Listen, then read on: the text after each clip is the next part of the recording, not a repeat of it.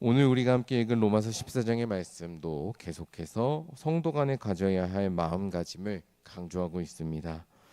7절과 8절부터 천천히 살펴보면서 또 오늘 우리가 가져야 될 마음가짐을 알아가길 소망하는데요. 7절과 8절 한번 보도록 하겠습니다. 우리 중에 누구든지 자기를 위하여 사는 자가 없고 자기를 위하여 죽는 자도 없도다. 우리가 살아도 주를 위하여 살고 죽어도 주를 위하여 죽나니 그러므로 사나 죽으나 우리가 주의 것이로다. 아멘. 사도 바울은 어떤 사람이든지 그리스도인이라면 자기를 위해 사는 사람이 아니라고 말씀합니다. 여러분, 우리는 누구를 위해서 살아갑니까? 우리는 우리의 주님 되신 예수 그리스도를 위해, 하나님을 위해 살아가는 사람들입니다. 마찬가지로 우리는 누구를 위해 우리의 죽음을 감당합니까? 우리가 죽는 것도 나를 위해 죽는 것이 아니라 예수 그리스도를 위해 죽는 것을 감당하는 사람들입니다. 사도 바울의 이러한 선포는 매우 심오한 의미를 담고 있습니다. 여러분, 우리 주변의 여러 그리스도인들을 한번 떠올려 보십시오. 여러분 마음속에 주변의 동료도 좋고 혹은 TV나 유튜브로 보게 되는 그리스도인들을 한번 떠올려 보십시오. 정말로 이 바울의 말처럼, 사도 바울의 말씀처럼 주를 위해서 살고 주를 위해 죽는 사람들처럼 보이는 사람들이 있는가? 찬찬히 한번 생각해 보십시오. 만약 다른 사람을 두고 판단하는 것이 좀 저되고 마음에 걸리신다면 자신을 놓고 나는 그러한 사람인가 한번 생각해 보셔도 좋겠습니다. 그렇게 생각해 보았을 때 나는 정말로 주를 위해서 살고 주를 위해서 죽는다. 나는 내 삶의 모든 것을 그렇게 감당하고 있다라고 자신 있게 말할 수 있는 사람은 많지 않을 것입니다. 우리가 마주하는 대부분의 모습들은 여러 가지 현실과 또 상황 속에서 믿음이 흔들리는 모습들이기 때문입니다.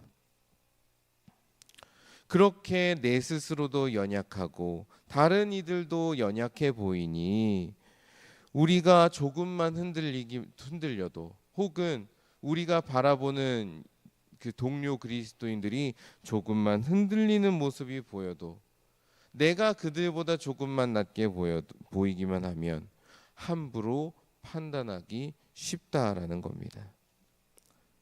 그렇게 판단하기 좋아하는 우리에게 사도 바울은 모든 그리스도인들이 결국 주님을 위해 살아가고 있다는 것을 꼭 기억하라고 권면하고 있습니다. 지금 내 앞에 보이는 모습을 가지고 함부로 판단하거나 비판하지 말라는 것이지요. 그러려면 우리는 그렇게 판단하거나 비판하기 이전에 우리 동료 그리스도인들이 갖고 있는 믿음을 존중하고 인정해 줄 수 있어야 되고, 그리고 그들이 주님을 위해 살아간다는 것을 우선적으로 신뢰하면서 가는 그런 마음이 있어야 한다는 것입니다. 그래야 내 앞에 있는 동료 그리스도인들을 함부로 판단하거나 비판하거나 정죄하지 않을 수 있다는 것이죠. 그래서 종교개혁자 깔뱅은 우리의 신앙을 촛불에 비유해서 다음과 같이 이야기했습니다. 지금 촛불이 꺼질 것 같다고 해도 그 촛불이 언제 어떻게 다시 살아날지는 아무도 모르는 것처럼 우리의 믿음이 아무리 연약하다고 해도, 지금 믿음이 아무리 연약해 보인다고 해도 그가 믿음이 없다고 판단하지 말아야 한다. 하나님께서 그 불을 언제 다시 뜨겁게 하실지 알 수 없기 때문입니다. 반대로 지금 믿음이 뜨겁게 타오르는 촛불처럼 보인다고 하여서 자만하지 말아라. 그 믿음이 언제 식을지 알 수 없기 때문이다 라고 이야기했습니다. 이처럼 하나님께서 서로를 붙드시고 인도하신다는 것을 우리가 신뢰한다면, 우리가 서로의 연약한 모습이나 흔들리는 모습을 보면서 너는 믿음이 없구나, 너는 그리스도인답지 않구나 라고 비판하는 것이 아니라, 서로에게 남겨져 있는 믿음, 서로가 가지고 있는 믿음을 지지하고 응원해 줄 수 있을 것입니다. 부족함과 연약함을 반성하고 회개하는 것은 철저하게 나 자신을 먼저 향해야 하는 작업이라는 것을 기억하고, 나보다 남을 낮게 여기는 사람들이 되어야 한다는 것이지요. 제가 이렇게 말씀을 전하고 우리가 성경에서 이런 말씀을 볼 때면 어쩌면 이런 생각을 하실지도 모르겠습니다. 그러면 우리는 다른 사람에 대해서 아무런 판단도 하지 말라는 것이고 무조건 옳고 괜찮다고 말하면 되는 것인가? 그렇게 생각하면 뭔가 잘못된 것도 옳다고, 잘못된 것도 그냥 괜찮다고 그렇게 인정해 주는 것 같은 불편함이 생길지도 모르겠습니다. 사도 바울은 이 또한 아니라고 이야기합니다. 우리가 다른 지체들의 믿음을 존중해주고 인정해주고 믿어주고 또 그들을 나보다 낮게 여기는 것이 모든 것이 괜찮은 것이고 모든 것에 잘못된 것조차도 인정해주는 것은 아니다라는 것이지요. 자, 10절과 12절의 말씀을 한번 보도록 하겠습니다. 네가 어찌하여 내 형제를 비판하느냐, 어찌하여 내 형제를 업신여기느냐, 우리가 다 하나님의 심판대 앞에 서리라. 기록되었으되 주께서 이르시되 내가 살았노니 모든 무릎이 내게 꿇을 것이요 모든 혀가 하나님께 자백하리라 하였느니라. 이러므로 우리 각 사람이 자기 일을 하나님께 짓고 하리라. 아멘. 사도 바울은 제가 방금 말씀드린 그런 의문, 답답함이 들 때마다 우리 모두에게 동일하게 예비된 것이 있다는 것을 떠올려라라고 요청합니다. 우리가 모든 것을 다 할 수는 없습니다. 우리가 모든 것을 다 판단할 수도 없고요. 우리가 모든 것을 다 예측할 수도 없지요. 하지만 우리가 분명하게 말할 수 있고 우리가 분명하게 확신할 수 있는 것이 무엇입니까? 그것은 우리가 마지막 때가 되면 하나님 앞에 서게 될 거라는 겁니다. 하나님 앞에 서서 하나님께서 말씀하시는 것을 듣고 하나님 말씀 앞에서 나 자신을 명명백백하게 마주하게 될 거라는 것이죠. 즉 하나님의 심판을 마주할 거라는 약속입니다.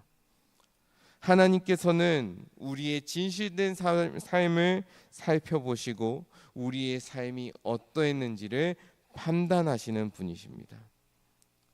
그때가 찾아오면 그 누구도 자신의 실체를 감출 수 없습니다. 지금 국회에서 청문회를 하고 여러 가지 위원회를 할 때 증인들에게 질문을 하고 답변을 받지 않습니까?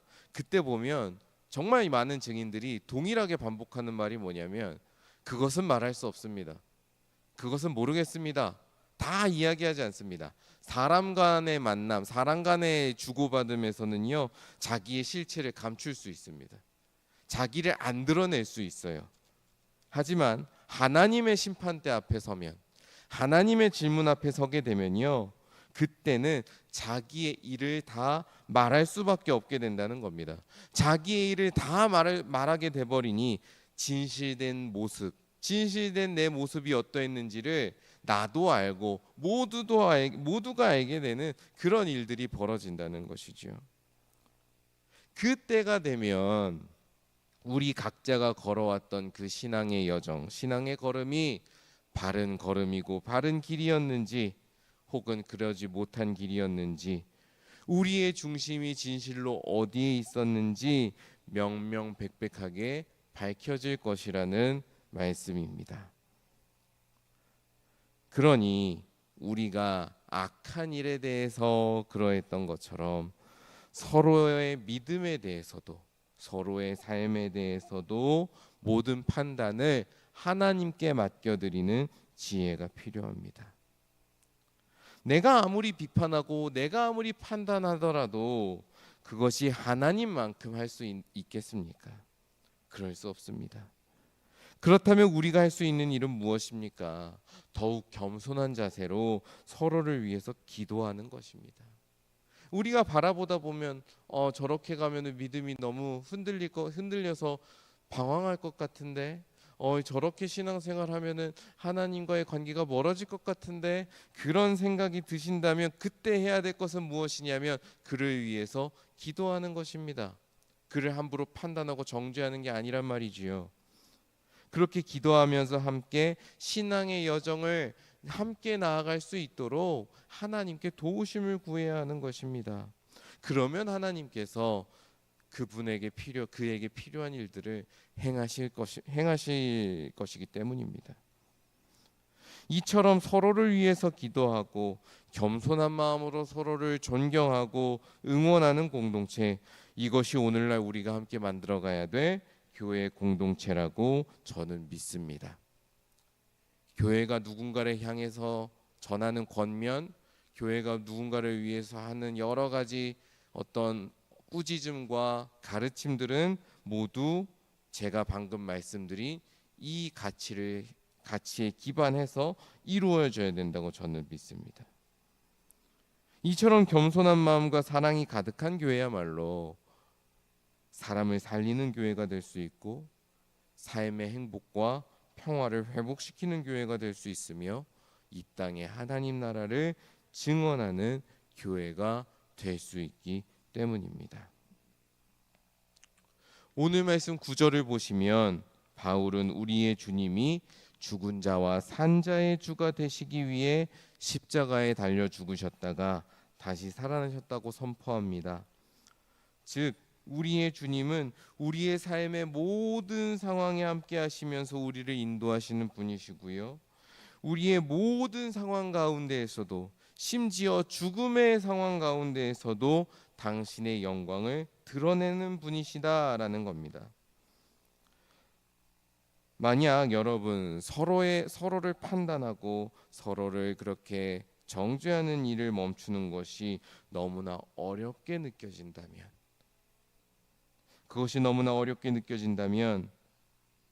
오늘 마지막으로 우리가 함께 나눈 이 말씀, 우리의 주님께서는 모든 상황 가운데에서도 우리의 주님이 되신다, 이 바울의 선포를 기억하시면 좋겠습니다. 이것을 우리 마음에 새기고 기억한다면 우리는 서로의 상황을 함부로 판단하지 않을 것입니다. 그 대신 무엇을 기대할 수 있습니까? 그 상황을 통해서도, 그 상황마저도 하나님께서 받으셔서 영광 받으실 그 주님을 기대할 수 있을 것입니다. 그러한 기대가 있는 만큼 우리는 서로를 비판하는 것이 아니라 서로를 위해서 기도하고 보이지 않는 곳에서 조용히 섬기게 될 것입니다. 우리 교회가 이러한 기대함, 주님을 향한 신뢰가 가득한 교회가 되었으면 좋겠습니다. 그렇게 언제 어디서나 우리의 주님이 되시는 예수 그리스도 한 분을 경배하고 찬양하고 그분과 함께 한다면 주님께서 주시는 희망이 우리의 삶에 충만할 것이고, 그리고 우리는 그 희망을 의지하면서 살아갈 수 있을 것입니다.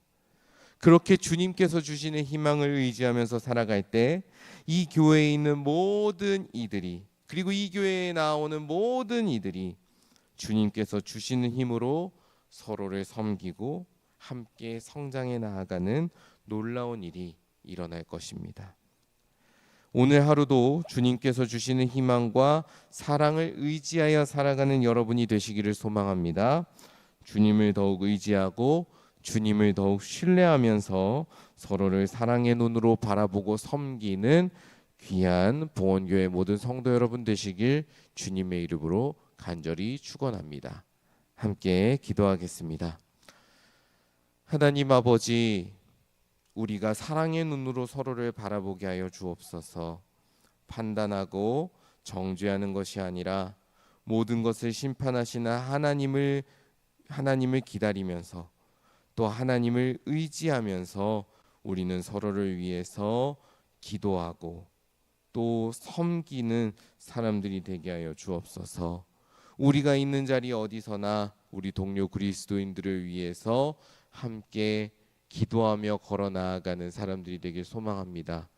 그런 사람들이 가득한 보온교회 되게 하여 주셔서 이 교회에 있는 누구나 하나님의 위로와 또 하나님의 권면을 경험하며 그렇게 말씀 안에서 날마다 자기를 돌아보고 자기를 깎아내고 자기를 비워가며 성장해 나아가는 은혜를 허락하여 주옵소서.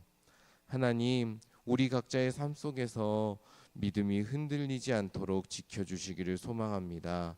우리의 믿음이 날마다 뿌리가 깊이 내려서 어떤 상황 속에서도 심지어 폭풍 속에서도 우리에게 다가오시고 우리와 함께 하시는 주님을 바라보며 넉넉히 이겨내는 우리의 인생 되게 하여 주옵소서. 혹여나 우리의 믿음이 연약하여 흔들리더라도 주여 우리를 붙잡아 주셔서 길을 잃지 않게 하여 주옵소서.